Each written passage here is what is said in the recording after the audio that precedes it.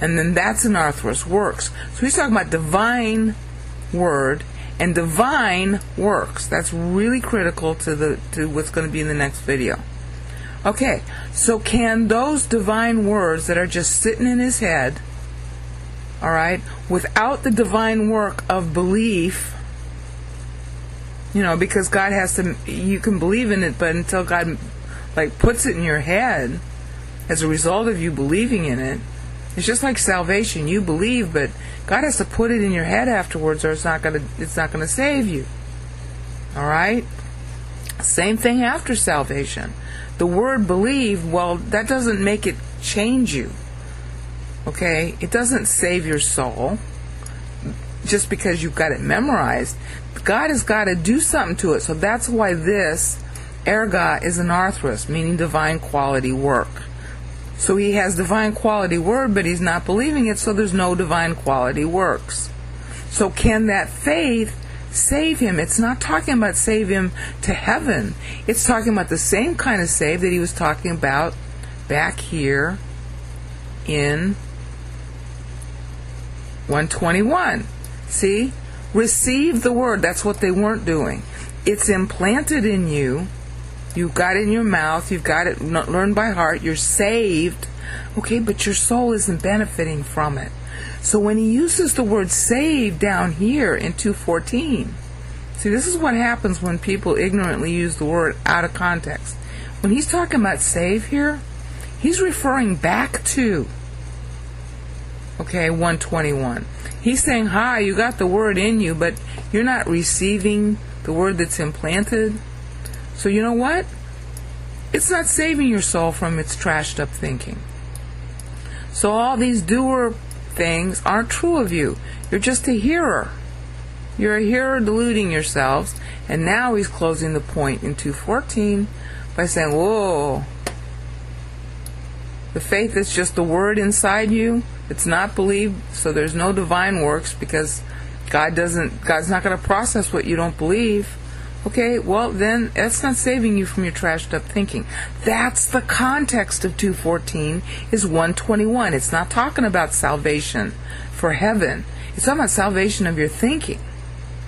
Okay, so now you can understand better why he goes back again to the analogy of food and clothing, physical wealth. All right, and so that's why he's talking about profit again. He's taking the ophelos, which was the profit of the faith, if you believed it, and the divine works of changing your soul that happen as a result, and he's now comparing it to simple good wishes. If you say, go in peace, be warm and filled. Oh, okay, well, that's like having the word in your mouth and not believing it. So where's the profit in that? None. Zero. In other words, it's not metabolized. Okay?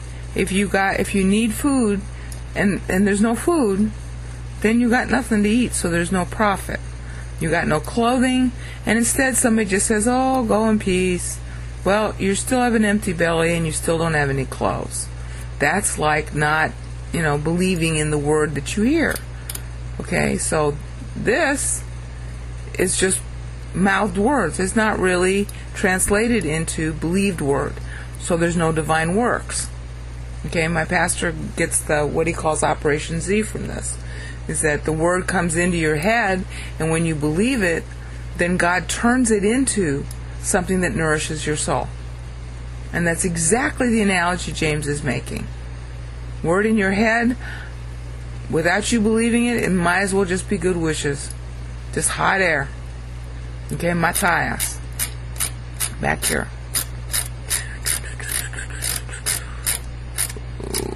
Right here. Worthless. See? Doesn't bridle his tongue. Well, this time he's using his tongue and not his head. Okay? He's not bridling his tongue in the sense that he's just mouthing the words, but he's not believing them. So, it'd be better to be silent. Okay? Unprofitable. Okay, so now when we get to James 2:17, where we have the word nekra, dead, it's commercial. Okay, like a dead seed. The seed is in the soil. We saw that you were implanted back in 121. Okay? Yeah, 121. See, you're implanted. Right here, you're implanted. But you're still a seed in soil and there's no word in you. Okay, I'm going to have to resume this video in the next episode. Okay, so we had stopped at James 2:17. We're still examining the green. And as you can see here, because he's been talking about live persons, all right, who are saved, and he's making an analogy to material wealth, because the idea is, are you a doer or are you empty? Worthless really means empty. Sterile, actually, would be a really good word for it. Okay? You're sterile if, okay, you're a seed in the ground. That means you're saved. Okay, but nothing's germinating in you. We call that a dead seed, but it's really not dead. It's just not watered and growing. So it's like just sitting there. That's the analogy of the deadness that James is making here. It's a commercial analogy, because he's been talking in commercial terms throughout, begging the question of true riches. Okay? So that's why when you see dead here, we got many different versions of the word dead in English too. And that's a mistake Christians are always making. They always have one definition of a word when common sense would tell you that's not the definition. And that's exactly what they're doing here. When they see dead, they automatically think unsaved. No, there's many types of death. You can die physically, but you could still be saved. Okay, your thinking can be dead, and that's exactly what James is talking about here. You're in carnality. That means that you're dead to the spirit at the moment. Okay, because you're not using 1 John 1:9, and that's the main theme of James 3, which is the setup for James 4, which is about using 1 John 1:9. So he's talking about it in commercial terms. A dead seed is a seed that's not being watered, it's just sitting there. It's not sprouting, it's not turning into, a plant, and it's not turning into a tree. So by itself, it's dead. It has no commercial value. All right? Because pistis, I'm going to get into these words in a minute. Pistis isn't occurring. It's there in the brain, okay, but they're not believing in it. All right?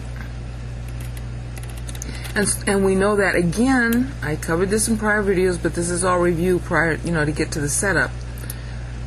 Arcane, okay, that means an idle employee, an employee with nothing to do, waiting for somebody to hire him.